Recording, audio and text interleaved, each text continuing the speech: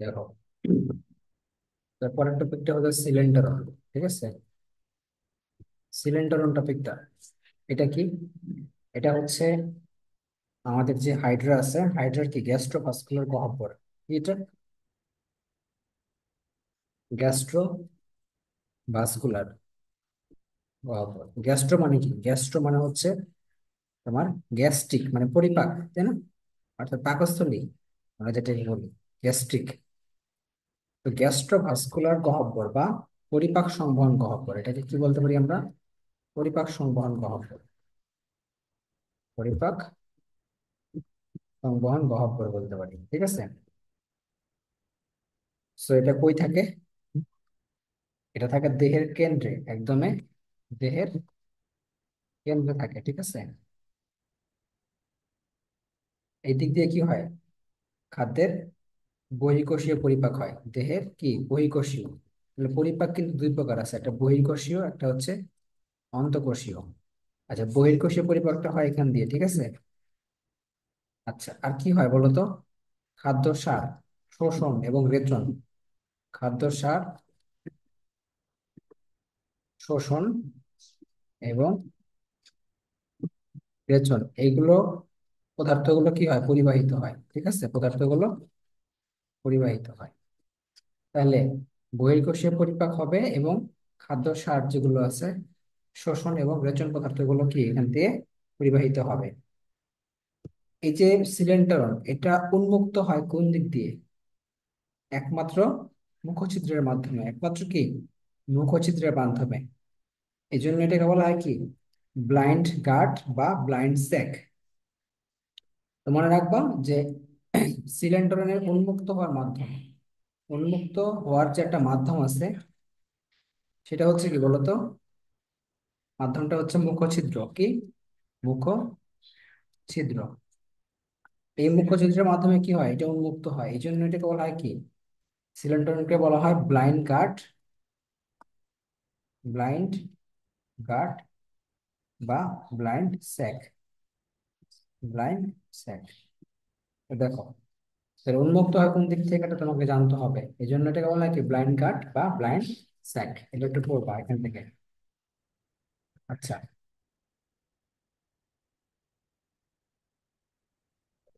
সিলিন্ডারটা মনে রাখবা যে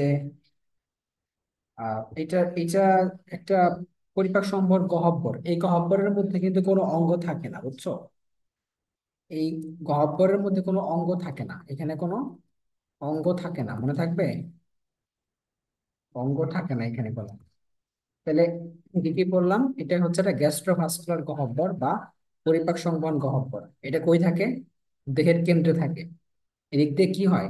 বহিঃকোষীয় পরিপাক হয় এবং খাদ্যসার শোষণ এবং রেচন পদার্থগুলো পরিবাহিত হয়। সিলিন্ডারটা উন্মুক্ত হয় কোন দিক থেকে? মুখছিদ্র দিয়ে। এবং এটাকে বলা হয় ব্লাইন্ড গাট বা ব্লাইন্ড স্যাক। ঠিক আছে, আমরা পড়বো হচ্ছে হাইড্রার খাদ্য গ্রহণ এবং পরিপাক। তাহলে খাদ্য গ্রহণ এবং পরিপাকটা কি আমরা একটু দেখে আসি। কি খাদ্য গ্রহণ করে হাইড্রা? আচ্ছা, হাইড্রার প্রধান খাদ্য, প্রধান যে খাদ্যটা এটা কি বলতো? প্রধান খাদ্যটাকে কি বলা হয়? এটা হচ্ছে ক্ষুদ্র ক্রাস্টাসীয় সন্ধিপদী। তো সন্ধিপদী প্রাণীগুলো আছে না, ছোট ছোট, সেগুলোকে সে খায়। আর্থ্রোপোডা পর্বের যে প্রাণীগুলো আছে না, তাদেরকে তারা খাইতে পারে। ঠিক আছে, সন্ধিপদী প্রাণী কোনগুলো? আর্থ্রোপোডা পর্বের। এছাড়া কি করে বলতো? বিভিন্ন বিভিন্ন কি পতঙ্গের লার্ভা খায়। হ্যাঁ, অন্যান্য খাদ্য, এটার প্রধান খাদ্য গেল। এছাড়া বিভিন্ন পতঙ্গের লার্ভা, সাইক্লপস, সাইক্লপস, ড্যাফনিয়া, সমুদ্রের মধ্যে থাকে যেগুলো। ঠিক আছে, ছোট ছোট কৃমি এবং মাছের ডিম। তাহলে এইগুলো হচ্ছে তোমার অন্যান্য খাদ্য। তাহলে কিন্তু প্রধান খাদ্য কিন্তু একটা, সেটা কি? ক্ষুদ্র ক্রাস্টাসীয় সন্ধিপদী এবং এছাড়া বিভিন্ন পতঙ্গের লার্ভা, সাইক্লপস, ড্যাফনিয়া, এগুলো। তো মনে রাখবা, আহ আসলে হাইড্রা কোন খাদ্যগুলোকে গ্রহণ করে? যাদের প্রাণীর দেহ থেকে গ্লুটাথিয়ন নামক একটা রাসায়নিক পদার্থ বা একটা পদার্থ বের হয়, সেই প্রাণীগুলোকে সে কি করে, ভক্ষণ করে। তার মানে যেসব প্রাণীতে কি থাকে, গ্লুটাথিয়ন থাকে, কি থাকে, গ্লুটাথিয়ন, এই প্রাণীগুলোকে সে কি করতে পারে, শিকার করতে পারে। ঠিক আছে, তো যেসব প্রাণী থেকে থাকে গ্লুটাথিয়ন থাকে, তাদেরকে সে শিকার করে। তাহলে কি কি শিকার করে? ক্ষুদ্র ক্রাস্টাসিয় সন্ধিপদী, পতঙ্গের লার্ভা, সাইক্লোপস, ড্যাফনিয়া, ছোট ছোট কৃমি, মাছের ডিম। এখানে কি থাকে, গ্লুটাথিয়ন নামে একটা পদার্থ থাকে। বুঝতে পারছো? এবার আসো পরিপাক প্রণালী। পরিপাক প্রণালী দুই ভাবে হয়। কয় ভাবে হয়? দুই ভাবে। একটা কি, অন্তঃকোষীয়, একটা বহির্কোষীয়। বহির্কোষীয় এবং অন্তঃকোষীয়। বহির্কোষীয় মানে কি বলতো? কোষের বাইরে হবে। কি হবে? কোষের বাইরে, অর্থাৎ ওই যে আমরা একটু আগে বললাম না, সিলেন্টারন বললাম না? সো এই সিলেন্টারনটা কি, তোমার বহির্কোষীয় পরিপাক করতে সহায়তা করে। তাহলে বহির্কোষীয় পরিপাক কোথায় হবে? কোষের বাইরে। কোষের বাইরে। তো এখানে পরিপাকটা কিভাবে হয় বলতো? আমরা জানি যে হাইড্রাতে কি থাকে, গ্রন্থি কোষ নামে একটা সেল থাকে। ঠিক আছে, কোন কোষ? গ্রন্থি কোষ। এই গ্রন্থি কোষ থেকে কি বের হয়? এনজাইম বের হয়। এই এনজাইম যে বের হয় সেটা কি করে, পরিপাকে সহায়তা করে। যেমন হাইড্রা কিন্তু শর্করা জাতীয় খাদ্য খুব একটা খায় না, সব কিন্তু প্রোটিন খায়। কি খায়? সব কিন্তু প্রোটিন। মনে থাকবে, হাইড্রা কিন্তু প্রোটিন খায়, প্রোটিন বেশি খায়। কারণ এখানে তো ঘাস পালা এগুলো খাবে না সে। তো দেখো একটু, দেখে লক্ষ্য করে দেখো যে প্রাণীর লার্ভা, মাছের ডিম আর সন্ধিপদী প্রাণী, এগুলো কিন্তু সবই প্রোটিন। সো যে এনজাইমটা বের হবে সেটা কি, প্রোটিন পরিপাক করবে। কি করবে? প্রোটিন পরিপাক। যেমন পেপসিন এনজাইম। পেপসিন কি করে বলো তো? প্রোটিনকে ভাঙে। কাকে ভাঙে? প্রোটিনকে ভেঙে কি তৈরি করে? প্রোটিনকে ভেঙে তৈরি করে পলিপেপটাইড। কি তৈরি করে? পলিপেপটাইড। তাহলে এই এনজাইমটা, এই যে পেপসিন এনজাইমটা, আবার কই থেকে বের হবে? গ্রন্থি কোষ থেকে বের হবে। সো এই বহির্কোষীয় পরিপাকে লিপিড এবং শর্করা কোনো পরিবর্তন হবে না। হ্যাঁ, বহির্কোষীয়, যে এখানে কোনো শর্করা বা লিপিড কি হবে না, পরিবর্তন হবে না। ঠিক আছে, তাহলে কি পরিপাক হবে শুধুমাত্র? তোমার প্রোটিনটা। মনে থাকবে? আচ্ছা, তাহলে এটা গেল তোমার কি,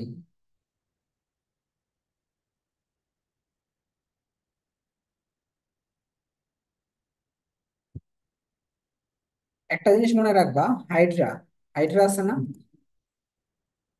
হাইড্রা তোমার আমিষ মানে প্রোটিন, স্নেহ এবং অল্প পরিমাণ শর্করা, কি পরিমাণ? অল্প পরিমাণ শর্করা, এগুলো পরিপাক করতে পারে। এগুলো কি করতে পারে? পরিপাক করতে পারে। কিন্তু মনে রাখবা, শ্বেতসার আছে না, শ্বেতসার। শ্বেতসার কি, মানে স্টার্চ, এবং আলু, চাল, এগুলো কিন্তু তারা পরিপাক করতে পারে না। কেন পারে না এগুলোকে? কেন পারে না? কারণ এখানে কোনো এনজাইমই নেই। ওগুলো পরিপাক করার জন্য যে এনজাইম লাগবে সেগুলো এখানে থাকে না, যার কারণে কি, পরিপাক করতে পারে না।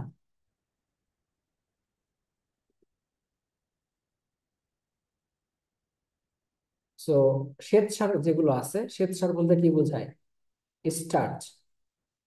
এগুলো কি করতে পারে না, পরিপাক করতে পারে না। বাট এগুলো পারে। কারণ এখানে শ্বেতসার জাতীয় যে পদার্থগুলো পরিপাক হওয়ার জন্য যে এনজাইম গুলো লাগবে সেগুলো এখানে থাকে না। মনে থাকবে?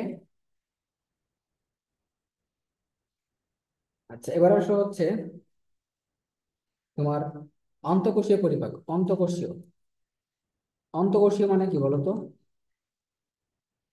মানে হচ্ছে কোষের ভিতরে হবে। কোথায় হবে? কোষের ভেতরে। তো আমরা জানি এখানে কি হবে, প্রোটিন পরিপাক হবে এবং লিপিড পরিপাক হবে এবং কিছু পরিমাণ শর্করা পরিপাক হবে। তাহলে প্রথমে আমরা প্রোটিনটা পড়ি। প্রোটিনটাকে ভাঙে কে? এখানে ভাঙে হচ্ছে ট্রিপসিন এনজাইম। কি এনজাইম? ট্রিপসিন। ট্রিপসিন এনজাইম ভেঙে তৈরি করে কি, তোমার অ্যামাইনো অ্যাসিড কি তৈরি করে? Amino acid. মূলত প্রোটিন ভাঙলে ভাঙবে মূলত পলিপেপটাইডকে, ভাঙবে কাকে? পলিপেপটাইডকে। একটু আগে আমরা দেখছি না যে বহির্কোষীয় পরিপাকে কি হয়েছিল, সেখানে পলিপেপটাইড তৈরি হয়েছিল না প্রোটিন ভেঙে।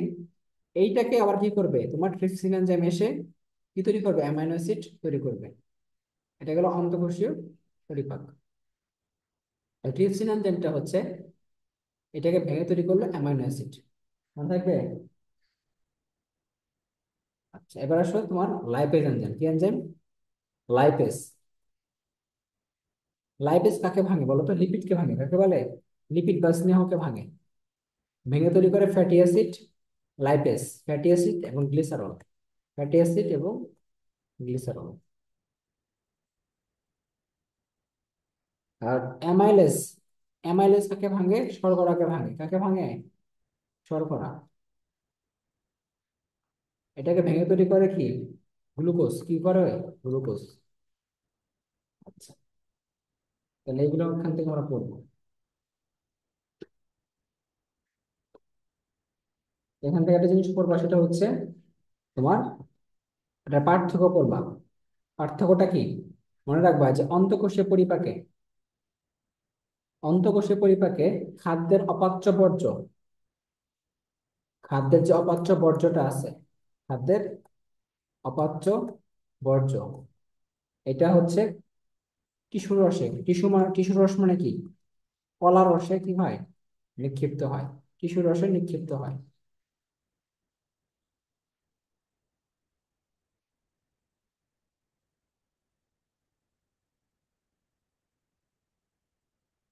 আচ্ছা, অন্তঃকোষীয়তে খাদ্যটা কিভাবে গৃহীত হয় জানো? অন্তঃকোষীয় পরিপাকে খাদ্যটা গৃহীত হয় কিভাবে? খাদ্যটা গৃহীত হয় হচ্ছে তোমার ফ্যাগোসাইটোসিস, ফ্যাগোসাইটোসিস অথবা ব্যাপন, অথবা তোমার কি পিনোসাইটোসিস। এই প্রক্রিয়াতে তারা কি হয়? তোমার খাদ্যটা গৃহীত হয়। এবার আসা হচ্ছে হাইড্রার চলন। হাইড্রার চলন গুলো পড়তে হবে, খুবই খুবই ইম্পর্টেন্ট যেটা। হুম। আচ্ছা, ফ্যাগোসাইটোসিস মানে কি বলো তো? ফ্যাগোসাইটোসিস মানে হচ্ছে কঠিন বস্তু ভক্ষণ করা। পিনোসাইটোসিস মানে কি বলো তো? পিনো মানে হচ্ছে তরল পদার্থ ভক্ষণ করা। ঠিক আছে? অর্থাৎ যে প্রক্রিয়ায় তোমার কঠিন বস্তু ভক্ষণ হয় এটাকে বলা হয় ফ্যাগোসাইটোসিস। আর পিনোসাইটোসিস মানে কি? এটা মানে হচ্ছে তরল পদার্থ ভক্ষণ হওয়া। ঠিক আছে? তরল বস্তু ভক্ষণ হওয়া। আচ্ছা, এখন আসা হচ্ছে হাইড্রার চলন। চলন অনেকগুলো আছে, তাই না? সবচেয়ে ইম্পর্টেন্ট কোনটা বলো তো? লুপিং এবং সমারসল্টিং। এখান থেকে তোমার সৃজনশীল আসতে পারে। হ্যাঁ, লুপিং এবং সমারসল্টিং থেকে। তাহলে এখন দেখো, লুপিং চলন, চলন, লুপিং এবং সমারসল্টিং, এটার একটা সুন্দর পার্থক্য করতে হবে। লুপিং মানে কি? লুপিং মানে হচ্ছে এটাকে বলা হয় জোকা চলন। কি বলা হয় এটাকে? জোকা চলন। বা এটাকে আরেকটা নাম দেওয়া হচ্ছে শুঁয়োপোকা চলন। কি? শুঁয়োপোকা দেখছো কখনো? শুঁয়োপোকা কিভাবে চলে? দেখবো মাটির ঘরের মধ্যে শুঁয়োপোকা থাকে। হ্যাঁ, ওই শুঁয়োপোকা যেভাবে চলে সেভাবে শুঁয়োপোকার চলন বা জোকা চলন। ঠিক আছে? তো লুপিং মানে হচ্ছে কি লম্বা দূরত্ব অতিক্রম করার জন্য, লম্বা দূরত্ব অতিক্রম করার জন্য যে চলনটা হয়, লম্বা দূরত্ব অতিক্রম করার জন্য। তাহলে হাইড্রা হচ্ছে এইভাবে কি লম্বা দূরত্ব অতিক্রম করে। এবং এটা হচ্ছে একটা কি বিশেষ চলন পদ্ধতি। এটা একটা বিশেষ চলন পদ্ধতি, বিশেষ চলন পদ্ধতি। এবং এটা হচ্ছে ধীর গতি সম্পন্ন বা মন্থর পদ্ধতি। ঠিক আছে? মন্থর, তার মানে ধীরে চলবে আর কি। তো মনে রাখবা, শুঁয়োপোকা যেভাবে চলে ঠিক তেমনি ভাবে এই চলনটা হয়। এইখানে মনে রাখবা যে হাইড্রা আছে না, হাইড্রার একটা কোষিকা থাকে, তাই না? হাইড্রার কোষিকা থাকে অনেকগুলো। তো এই কোর্সিকার উপর কখনো ভর করে সে দাঁড়াবে না। এই চলনে সে কোর্সিকার উপর ভর করে দাঁড়াবে না কখনো। কোর্সিকার উপর কি ভর করে দাঁড়াবে না।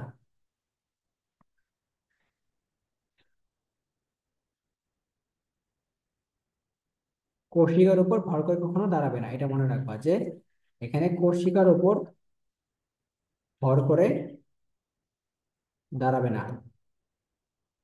আরেকটা কি জানবা, যে পদতল বা পাদচাকতি, এটা কখনো মাটির উপরে উঠে আসবে না।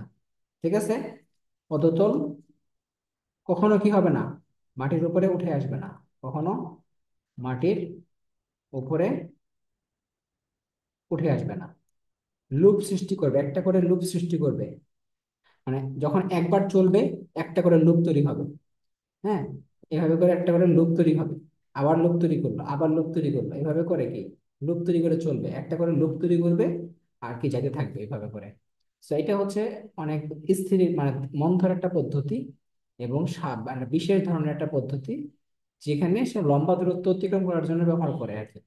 বুঝতে পারছো, এখানে তারা কি কখনো কৌশিকের উপর ভর করে দাঁড়াবে না এবং পদতল কখনো মাটির উপরে উঠে আসবে না। আর সমারসল্টিংটা কি বলতো, সমারসল্টিংটার মধ্যে আমরা মনে রাখবো যে এখানে কৌশিকা ব্যবহৃত হয়। কি ব্যবহৃত হয়, কৌশিকা। তো সমারসল্টিং এ মনে রাখতে হবে যে এটা হচ্ছে একটা সাধারণ চলন, কি চলন, সাধারণ চলন, এবং দ্রুত গতি সম্পন্ন, এবং দ্রুত গতি সম্পন্ন। তো হাইড্রা কি করবে এখানে, কৌশিকার উপর ভর করে দাঁড়াবে, কৌশিকার উপর ভর করে দাঁড়াবে। ঠিক আছে, আর কি পদতলটা আছে না, এটা মাটির উপরে উঠে আসবে।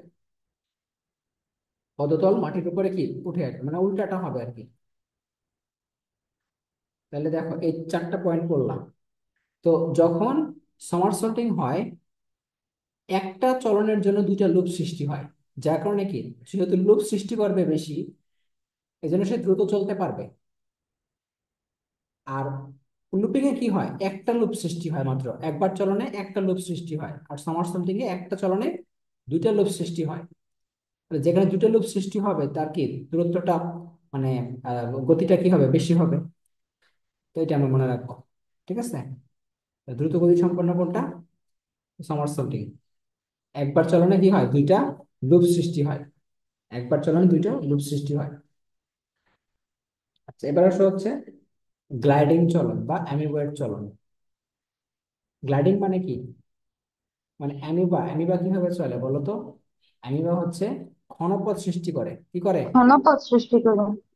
ঘনপথ সৃষ্টি করে। এইভাবে তো চলন হয় না, এটাকে বলা হয় কি তোমার অ্যামিবয়েড চলন বা গ্লাইডিং চলন। এখানে তারা সামান্য পথ অতিক্রম করে, কি করে বলতো, সামান্য পথ, সামান্য পথ অতিক্রম করে। আচ্ছা, আরেকটা কথা আছে, সেটা হচ্ছে কি ভাষা, ভাষা মানে কি, ভাষাকে বলি আমরা কি ফ্লোটিং, কি বলি, ফ্লোটিং। একটা ছন্দ একটু পরে দেখাবো, এই ছন্দ দিয়ে মনে রাখতে পারবা সবগুলো। ভাষা হচ্ছে কি, হাইটা কি হয়, নিম্নমুখী হয়ে চলে, কি হয়, নিম্নমুখী হয়ে ভেসে থাকে, নিম্নমুখী হয়ে ভেসে থাকে। ঠিক আছে, নিম্নমুখী হয়ে। আর সাঁতারে কি করে, সাঁতার আমাদের যে হাইড্রার মধ্যে কি থাকে, কোর্সিকা থাকে না, এই কোর্সিকা দিয়ে সে কি করে তোমার ঢেউ তৈরি করে।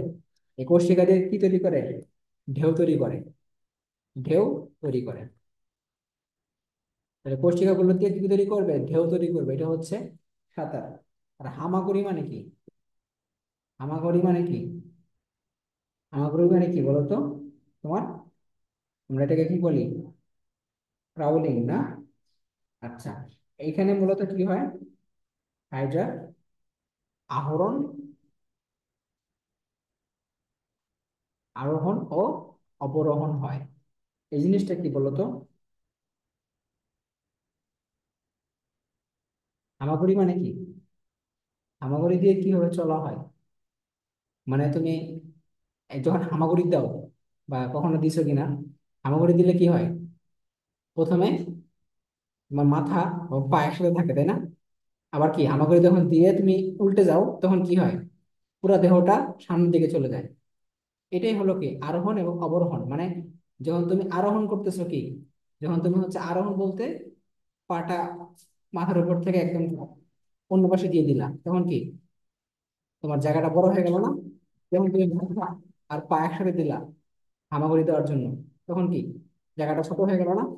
তো এটা হচ্ছে আরোহণ এবং অবরোহণ, হামাগুড়ি। আর কি? হাঁটা, হাঁটা। হাঁটা মানে ওয়াকিং। ঠিক আছে? হাঁটা মানে কি? এখানে মূলত তারা কি করে, কর্ষিকা আছে না, কর্ষিকা, এই কর্ষিকাটাকে পায়ের মতো ব্যবহার করে, পায়ের মতো ব্যবহার করে। ঠিক আছে? ব্যবহার করে।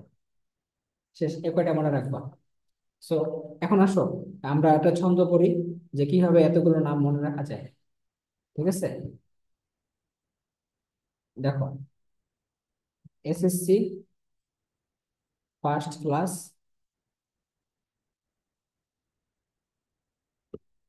Low grade. এসএসসি এস তে হচ্ছে সমার সল্টিং, কি সমার সল্টিং, সমার সল্টিং। আরেকটা এস তে কি সুইমিং, কি সুইমিং মানে সাঁতার। সি তে হচ্ছে ক্রাউলিং, ক্রাউলিং। ঠিক আছে, ক্রাউলিং। এটা মানে কি বলতো?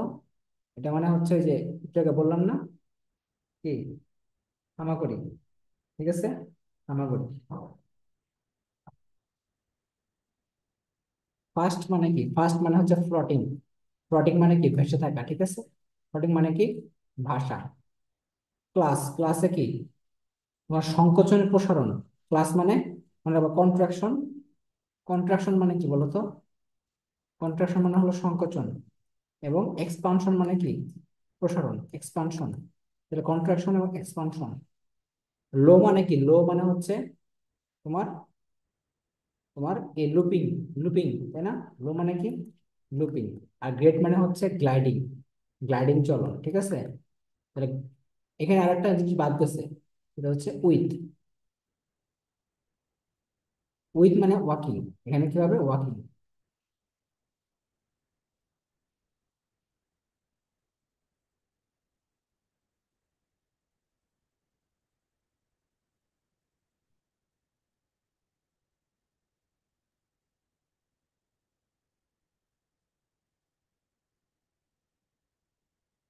আইডিয়ার জন্ম থেকে আমাদের কি কি করতে হবে একটু নোট করে রাখি।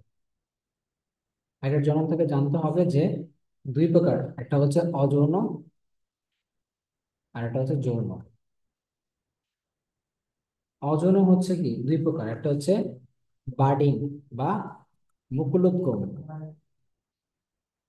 ইংলিশে বলে বার্ডিং। আর আরেকটা কি? বিভাজন, কি বিভাজন। ঠিক আছে? মুকুলোদ্গম মানে কি? এখানে মুকুল তৈরি হয়, কি মুকুল তৈরি হয় বলো? মুকুল। আমরা জানি যে মুকুল তৈরি করে হাইড্রা, কি করে মুকুল তৈরি করে। কখন মুকুল তৈরি করে? আমরা এটা প্রথম দিকে পড়ে আসছি যে মুকুল তৈরি করার জন্য কখন মুকুল তৈরি হয়? গ্রীষ্মকালে। মুকুল তৈরি হয় কখন? গ্রীষ্মকালে। মুকুলটা তৈরি হয় গ্রীষ্মকালে। ঠিক আছে? গ্রীষ্মকালে মুকুলটা তৈরি হয়। সো এটা হচ্ছে একটা অযৌন জননের স্বাভাবিক প্রক্রিয়া। তো গ্রীষ্মকালে কিন্তু অনেক পরিমাণ কি থাকে? মুকুল থাকে। এবং তখন কি মাতৃ হাইড্রা থেকে বিচ্যুত হয়ে স্বাধীনভাবে জীবনযাপন করতে কি হবে? তাদের সময় লাগবে কত? 3 সপ্তাহ। তো মনে রাখবা, মুঘল সৃষ্টির পরে তোমার মাতৃ যে হাইড্রা আছে, এই হাইড্রা থেকে তারা কি হবে? বিচ্ছিন্ন হতে যাবে। ঠিক আছে? বিচ্ছিন্ন হতে এবং স্বাধীনভাবে জীবনযাপন করতে, স্বাধীনভাবে জীবনযাপন করতে সময় লাগে কতটুকু? 3 সপ্তাহ। কতটুকু? 3 সপ্তাহ সময় লাগে, 3 সপ্তাহ। ঠিক আছে, 3 সপ্তাহ সময় লাগে। আর মুকুলোদ্গম, এই যে মুকুলোদ্গমটা হইতেছে, এটার জন্য সময় লাগে হচ্ছে 3 সপ্তাহ, তোমার কত? 2 থেকে 3 দিন। 2 থেকে 3 দিন। ঠিক আছে, সময় লাগে কতটুকু? 2 থেকে 3 দিন। তাহলে মুকুলোদ্গমের সময় লাগে 2 থেকে 3 দিন, এবং স্বাধীনভাবে যে জীবনযাপন করবে এটার জন্য সময় লাগে 3 সপ্তাহ। ঠিক আছে? আর বিভাজন, এই বিভাজন প্রক্রিয়াটা কি? এটা কিন্তু স্বাভাবিক কোনো প্রক্রিয়া না। এটা কোনো স্বাভাবিক প্রক্রিয়া না, জনন প্রক্রিয়া না। ঠিক আছে, কারণ হাইড্রার কিন্তু কোনো স্বাভাবিক মৃত্যু থাকে না। ঠিক আছে, স্বাভাবিক মৃত্যু থাকে না। বিভাজন আবার দুই প্রকার, একটা হচ্ছে অনুপ্রস্থ, একটা অনুদৈর্ঘ্য। অনুপ্রস্থ আর অনুদৈর্ঘ্য এই দুটো হচ্ছে বিভাজন। ঠিক আছে। আচ্ছা, এখান থেকে জানতে হবে কি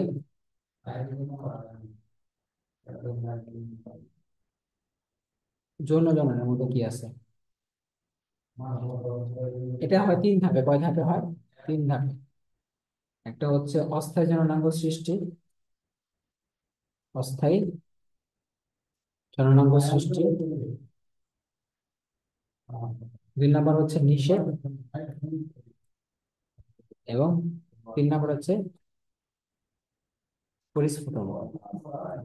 প্রথমে জননাঙ্গ সৃষ্টি হবে, তাহলে মনে রাখবো যে শরৎকালে, শরৎকালে তোমার কি হয়, এই যে অস্থায়ী জননাঙ্গটা সৃষ্টি হয়। তখন কি হয়, প্রথমে আমাদের লাগবে শুক্রাণু এবং লাগবে ডিম্বাণু। ঠিক আছে, প্রথমে শুক্রাণুটা তৈরি হবে। ঠিক আছে, ওই থেকে তৈরি হবে ইন্টারস্টিশিয়াল কোষ থেকে। ওই থেকে তৈরি হবে ইন্টারস্টিশিয়াল সেল থেকে, ইন্টারস্টিশিয়াল কোষ, ইন্টারস্টিশিয়াল কোষ। এখান থেকে প্রধান সৃষ্টি হবে। দেহ কি হবে, স্পার্মাটোগোনিয়া হবে, স্পার্মাটোগোনিয়া।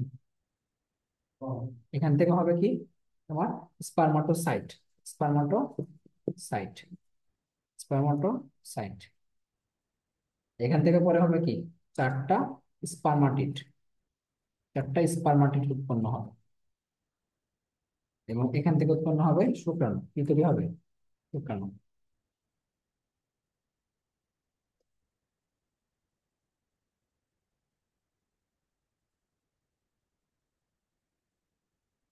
এখান থেকে তৈরি হবে শুক্রাণু। ঠিক আছে। আচ্ছা, তাহলে শুক্রাণু গেল। ডিম্বাণু কি হবে, সেম, সেম এদের ক্ষেত্রে কি হবে তোমার ইন্টারস্টিশিয়াল কোষটা থাকবে এখান থেকে, এই কোষটা থাকবে, এই কোষটা সেম। এখানে হবে কি স্পার্মাটোগোনিয়ার জায়গায় কি হবে উগোনিয়া, কি হবে উওগোনিয়া, উওগোনিয়া। তারপর কি হবে উওগোনিয়াতে দেখা হবে উওসাইট, কি হবে এখানে উওসাইট। তারপর হবে কি উওটিড, কি তৈরি হবে উওটিড। এখন ওটিড কি চারটা হবে, চারটা ওটিড মধ্যে মনে রাখবা, যখন ওটিড হবে একটা থাকবে কি, একটা থাকবে ওটিড, এবং বাকি তিনটা হয়ে যাবে নষ্ট। কি হয়ে যাবে, নষ্ট হয়ে যাবে। এটাকে বলি আমরা পোলার বডি। কি বডি, পোলার বডি, পোলার বডি। এই তিনটা পোলার বডি কি হবে বলতো, নষ্ট হয়ে যাবে। বাকি একটা থাকবে, চারটার মধ্যে একটা থাকবে, বাকি তিনটা নষ্ট হয়ে যাবে। পরে কি হবে, এই ওটিড থেকে তৈরি হবে ডিম্বাণু। কি তৈরি হবে, ডিম্বাণু তৈরি হবে। তাহলে ওটিড থেকে আমার ডিম্বাণু তৈরি হয়ে গেল এখান থেকে। আচ্ছা, তারপরে হচ্ছে কি তোমার হাইড্রার নিষেক। নিষেকটা কি হবে, ডিম্বাণু শুক্রাণু মিলিত হবে। মিলিত হওয়ার পরে কি নিষেক হবে, কত ঘন্টা পরে, 24 থেকে 48 ঘন্টার মধ্যে। যদি সেটা নিষিদ্ধ করতে না পারে তাহলে কি হয়, শুক্রাণুটা নষ্ট হয়ে যায়। ঠিক আছে, মধ্যে যদি কি করে নিষেধ করতে না পারে, নিষেধ করতে বা ডিম্বাণুকে নিষেধ করতে না পারে, তখন কি হয় যায় বলতো, করতে না পারে তখন, তখন কি হয়, তখন শুক্রাণু বিনষ্ট হয়ে যায়। ঠিক আছে, তখন কি নিষেধ হওয়ার পরে কি হয়, জাইগোট হয়। কি তৈরি হয়, জাইগোট। জাইগোট তৈরি হওয়ার পরে কি হয় বলতো, জাইগোটের বিভাজন হয় বা ক্লিভেজ হয়। তো জাইগোটের বিভাজনটা কি ধরনের, জাইগোটের বিভাজনটা হচ্ছে তোমার এখানে হলোপ্লাস্টিক। কি হলোপ্লাস্টিক, হলোপ্লাস্টিক মানে কি, হলোপ্লাস্টিক মেরোপ্লাস্টিক পড়াইছিলাম না। হলোপ্লাস্টিক মানে হচ্ছে তোমার কি, এটা সম্পূর্ণ ধরনের হবে, সম্পূর্ণ, সম্পূর্ণ। আর মেরোপ্লাস্টিক মানে কি আংশিক। তো সম্পূর্ণ হলো হলোপ্লাস্টিক, আর আংশিক হলে মেরোপ্লাস্টিক। তারপর এই জাইগোটের যে হলোপ্লাস্টিক বিভাজনটা হইলো, পরে এখান থেকে তৈরি হবে মরুলা। তারপর চলে যাবে কি ব্লাস্টুলা, ব্লাস্টুলা। তারপর চলে যাবে গ্যাস্ট্রুলা, গ্যাস্ট্রুলা। পরে চলে যাবে সিস্ট, সিস্ট চলে যাবে। পরে সেখান থেকে হবে কি হাইড্রুলা, তাহলে হাইড্রা তৈরি হবে। ঠিক আছে, হাইড্রুলা। এভাবে করে আমাদের জিনিসটা বুঝতে হবে। এখন আসলে হচ্ছে লাস্ট টপিক, সেটা হচ্ছে হাইডার মিথজীবিতা। হাইডার মিথজীবিতা।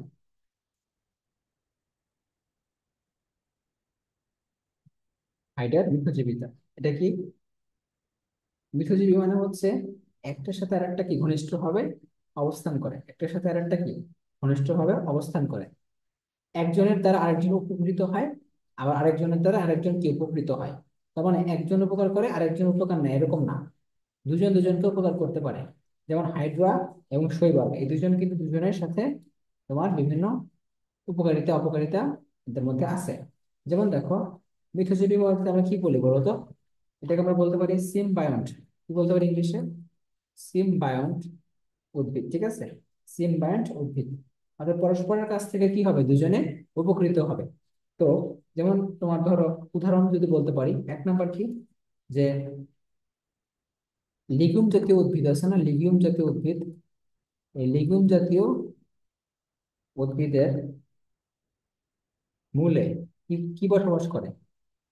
রাইজোবিয়াম ব্যাকটেরিয়া ব্যবহার করে, ঠিক আছে? রাইজোবিয়াম, রাইজোবিয়াম ব্যাকটেরিয়া কি করে, বসবাস করে, ঠিক আছে? এই ব্যাকটেরিয়া থেকে তারা কি দুজন দুজনের সাথে তোমার উপকার আদান প্রদান করে, বুঝছো?